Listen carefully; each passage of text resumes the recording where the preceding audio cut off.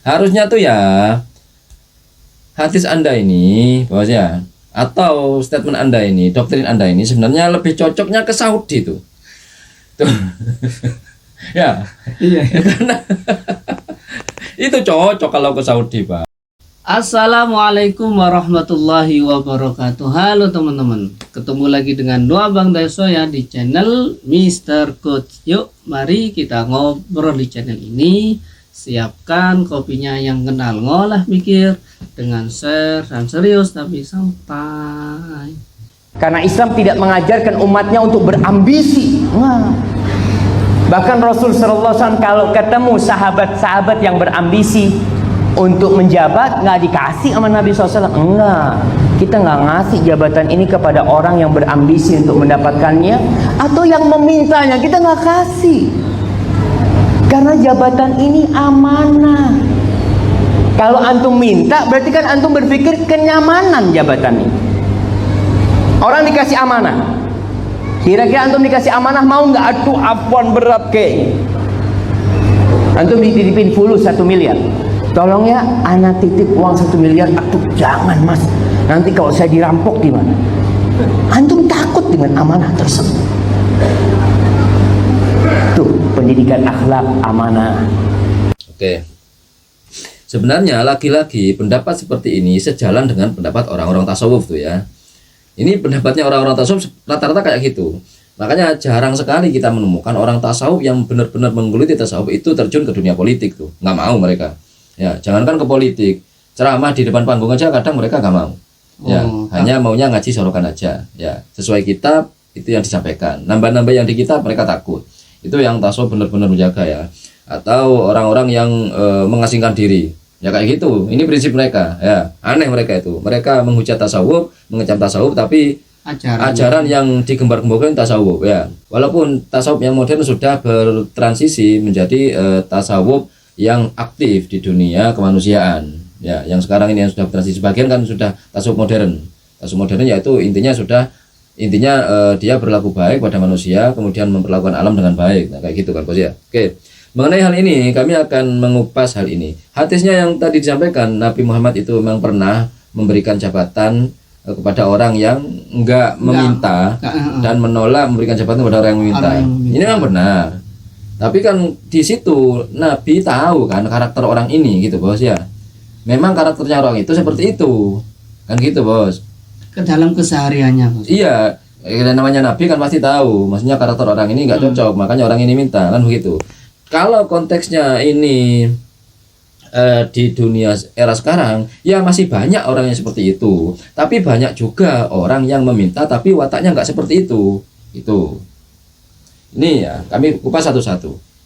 Andaikan semua orang berprinsip seperti itu, orang Islam loh ya. Kami konteksnya orang Islam katanya.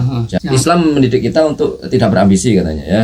Gitu. Oke, memang benar memang betul tidak berambisi itu bagus gitu loh. Cuma coba lihat. Nggak semua ambisi itu jelek. Ya kan? Nggak semua ambisi jelek, ya. Ada ambisi yang baik. Efek negatifnya jika semua orang Islam melakukan apa yang diajarkan oleh Pak Syafiq Basalama ini akan berakibat fatal dan sangat buruk. Ya gak ada yang jadi pemimpin. Makanya nanti, jadi apa yang diharapkan Pak Syafiq Basalama? Pemimpin nanti ya orang-orang yang non-muslim. Ya kan? Ketika orang muslim menguasai semuanya di semua lini, kita teriak-teriak. Ini memang sudah tersistematis gitu. Masif, terstruktur gitu. Padahal orang Islamnya sendiri yang blow on kan gitu ya. Karena ajaran seperti ini. Ya, ajaran seperti ini tidak bisa dipukul rata Ustaz. Umat Islam tidak bisa. Anda mengatakan umat Islam jangan berambisi, nggak bisa Ustaz.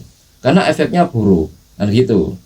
Kemudian ketika kita memberikan jabatan itu kepada orang yang nggak punya ambisi, ini juga ada negatifnya tuh Ustaz. Seumpama ini nggak berambisi orang ini, benar-benar nggak ambisi. Dikasih jabatan nggak mau sudah dia. Iya nggak ada keinginan. Enggak usah, jangan saya. Nah, ketika dia dipaksa memimpin sebuah jabatan atau memangku sebuah jabatan, lalu dia ada beberapa kesalahan yang fatal di situ, maka dia akan berdalih. Kan sudah dibilang saya nggak mau, berarti saya nggak salah kan? Nah, seperti itu. ketidakmauannya itu bisa menjadi sebuah alibi yang mematikan tuh. Ya, alibinya jadi menang dia, jadi bener tuh. Siapa yang nyuruh saya? Saya kan sudah bilang saya ini nggak mampu, makanya saya nggak mau. Tuh. Loh, tapi katanya Pak Khalid Basalamah, Islam memerintahkan kita harus memberi jabatan pada orang yang nggak berambisi. Loh, saya nggak berambisi karena memang saya nggak punya skill. Skill saya bukan di kepemimpinan, skill saya ini bertani, kan begitu. Ya, ini efek negatifnya. Seumpama orang ini, dia punya skill. Masing-masing orang yang berambisi kan punya visi dan misi itu. Baik visi misi yang fiktif ya, tapi ditulis di situ visi misi, atau yang visi misi memang dia passionnya tuh di situ. Dia punya passion yang memang keinginannya untuk mensejahterakan negara dan rakyat dengan cara begini ABCD. Ya, dia tidak cocok itu dengan kebijakan-kebijakan yang saat ini nggak bener, efeknya gini. Akhirnya karena dia punya visi misi dan dia punya ambisi, karena termotivasi, jadilah dia menyalurkan diri dengan ambisinya itu, ambisi positif, karena dia merasa mampu itu. Ya ini nggak salah. Kalau orang seperti ini malah nggak dikasih jabatan, lah bahaya. Maksudnya efek buruknya itu, jika orang yang punya ambisi, motivasi, ya, dan visi misi yang positif seperti ini nggak dikasih jabatan hanya gara-gara satu hadis yang dipukul rata secara umum dari Pak Khalid Basalamah itu, maka efeknya tuh akhirnya orang yang nggak punya ambisi, nggak punya motivasi, nggak punya visi misi yang dikasih jabatan seperti itu kan jomplang jadinya. Kemudian Pak, jika memang umat Islam dilarang berambisi Pak, maka tidak akan ada Islam di Spanyol Pak dulu Pak. Oh iya. Tidak akan ada Islam di Indonesia ini Pak. Kan begitu. Dan tidak ada Saudi sekarang Pak. Karena lahir dari ambisi. Dari ambisi dan visi misi. Karena apa? Karena terinovasi dari peradaban atau budaya sebelumnya yang mungkin dia nggak cocok. Harus ada perubahan ini. Berarti perlu diarahkan ambisi ini, Pak. Ya. Kalau kita tidak diarahkan, dibiarkan, ya ini nanti akan terjerumus kepada hal-hal yang jelek, kemaksiatan.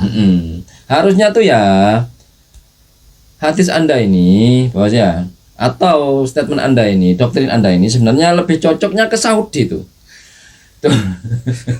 Ya. Iya. Karena itu cocok kalau ke Saudi Pak. Soalnya ambisinya Saudi ini gila-gilaan kan gitu. Dari awal kemunculannya saja sudah meratakan banyak situs. Nah ini orang ambisi gini nggak bisa dikasih jabatan ini. Nggak bisa. Salah. Buktinya memang sekarang sudah salah kan gitu. Situs-situs sejarah sudah hilang. Ya, hanya tinggal beberapa saja. Semua yang berkaitan dengan Nabi dihilangkan. Nah, ini memang salah. Salah itu. Salah. Karena ambisinya ya ini. Tapi mau gimana lagi? Emang dulu Saudi yang menang, kan gitu. Ya mau nggak mau ya kita harus mengakui negara Saudi ada kan gitu. Walaupun kita nggak cocok sama sekali kan. Ya buktinya sampai sekarang tuh makin parah ya kan. Makin parah. Banyak orang-orang Bahyudi di sana, joget-joget, ditampung di sana, ya, itu imbasnya ambisi yang nggak bener kayak gitu. Nah, itu harus ada lagi tuh orang Islam yang punya power tuh, ya, yang punya ambisi untuk merebut Saudi itu harus ada itu. Ya pastinya dari kalangan Ahlussunnah wal Jamaah, ya, insya Allah. Jangan dari kalangan Syiah lah, jangan dari kalangan Wahabi. Berarti kalau seorang Islam baik, itu Bos. Apakah harus punya ambisi? Apakah yang gimana? Ya haruslah. Orang Islam itu harus punya ambisi positif untuk mengubah peradaban yang lebih baik. Kan gitu, Bos. Bukan untuk malah mengubah peradaban yang maju menjadi puritan, ya, menjadi primitif. Bukan. Kalau semua orang itu berprinsip seperti Anda, ya jadinya kayak sekarang ini, Ustaz. Islam tertinggal jauh dari segi apapun tuh, karena ambisinya sudah nggak ada. Nah, sekali punya ambisi malah saling tuduh, saling kecam, saling fitnah antar sama Muslim. Itu ambisinya itu orang Islam sekarang itu. Oke bos, itu saja bos. Oke, itu saja obrolan hari ini. Mudah-mudahan bermanfaat, mudah-mudahan mencerahkan, dan mudah-mudahan kita bisa bersikap bijak lagi. Ma asabaka min hasanatin faminallah wa ma asabaka min sayyiatin famin nafsik. Yang baik-baik semuanya datang dari Allah, yang jelek-jelek datang dari kami. Mohon maaf. Wa akhiru kalam. Assalamualaikum warahmatullahi wabarakatuh. Waalaikumsalam.